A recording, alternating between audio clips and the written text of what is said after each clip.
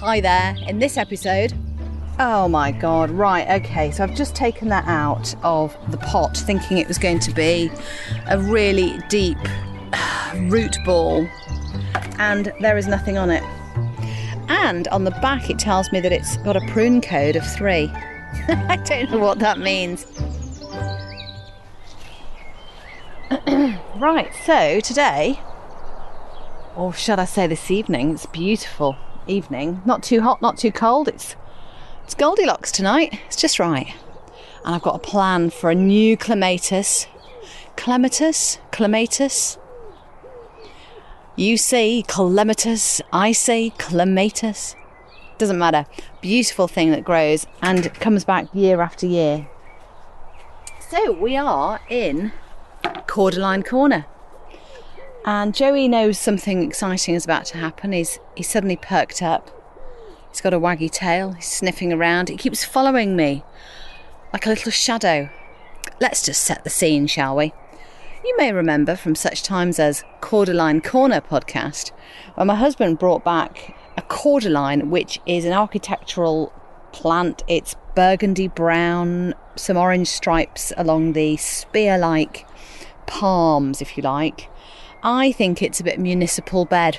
So I stuffed it in a corner. I said, oh, thanks, darling, that's amazing. And I popped it in a corner. It's not actually doing very well here, I have to say, but I'm not about to start lifting it and moving it. So what I'm going to do is, around the back of it and up against the side of the summer house, is put a new clematis. And what I want it to do is to train up the side of the summer house and possibly mix in with the wisteria, meet and mingle. Who knows? That's my hope. But this bed is quite interesting. It's a cute little bed. It doesn't get much sun. I've got a rhubarb in it, bizarrely. And I realised the other day that I've been doing the wrong thing with my rhubarb. I have, around autumn time, just been raising it to the ground, cutting all the leaves off. And apparently it needs the leaves in order to do some plant thing like probably photosynthesis to feed next year's supply of rhubarb.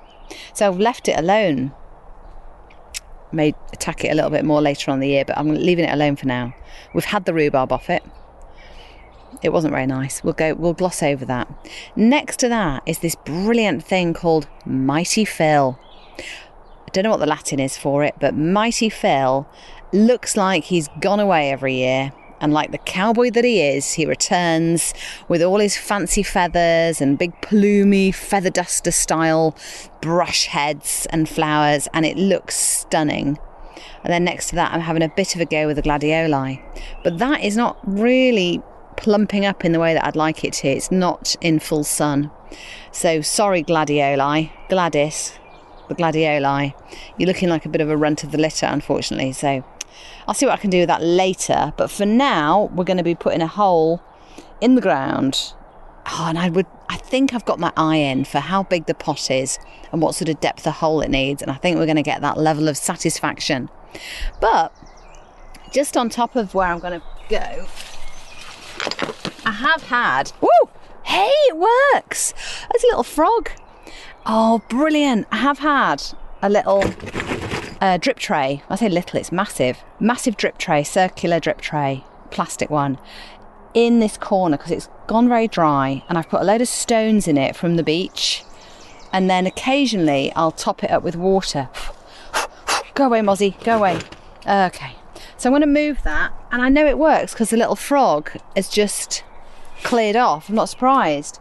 It's nice and cool in this corner, so I'm just going to switch it round to the side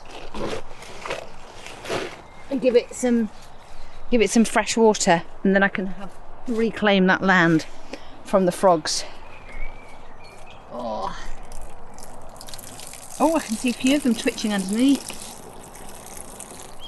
So we're going to put this metre tall clematis into the ground. I've had it for a week or so, been on my guilty to-do list of things I need to do in the garden. So I've given it a soak and it looks like it's ready to go, and it is going to be really lovely. It's got these beautiful white blooms, bit of a purple centre, and it's called something I cannot pronounce, which is, it's got a T and then an S, so what way that goes I'm not sure. Tsukiko Evipo 110. I like that 110 at the end. And on the back it tells me that it's got a prune code of 3. I don't know what that means. What's your prune code? Oh, I'm a 5. Oh, really? I'm only a 3. So I might have to just Google that. But I've got a little bit of experience with clematis, which is to cut them back quite a lot towards the end of the year. And they spring back. So that's beautiful. Right, Joey, we're here and we've got a hole, haven't we? Yes, we're going to put something in it. Brilliant. So that's been soaking. Bugger, bugger, bugger. Oh my God. Oh, the roots have just... The soil's fallen off this thing completely. Oh my God. Right, okay. So I've just taken that out of the pot thinking it was going to be a really deep root ball. And there is nothing on it. There's literally this quite compact clematis up a small cane, and all I've got is a few yellow strands of root. Now that is not to say it won't work, this won't work, but that is really strange.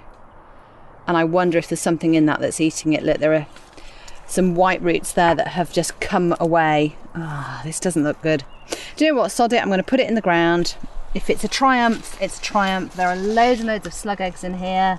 That will give the frogs something to eat. I certainly didn't need that big hole.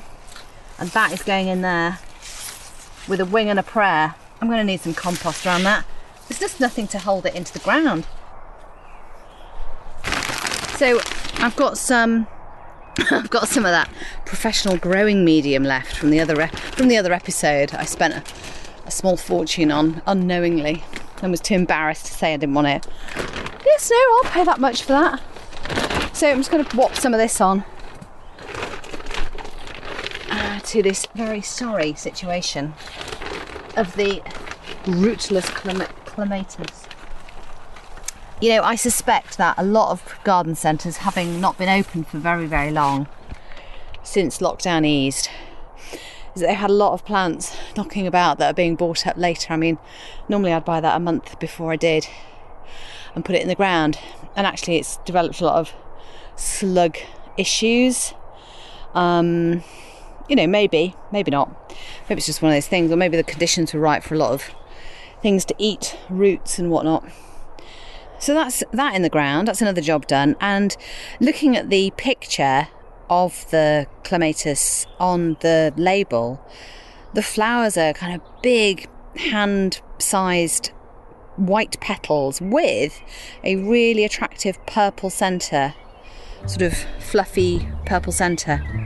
Doesn't like full sun, so that's in the right place. It's going to grow nice and tall and will look really lush behind this quite unattractive cordyline and be a really sort of appealing aspect to the garden. Maybe draw your eye towards this corner. And I think the frogs will like it as well. Well, what's not to like?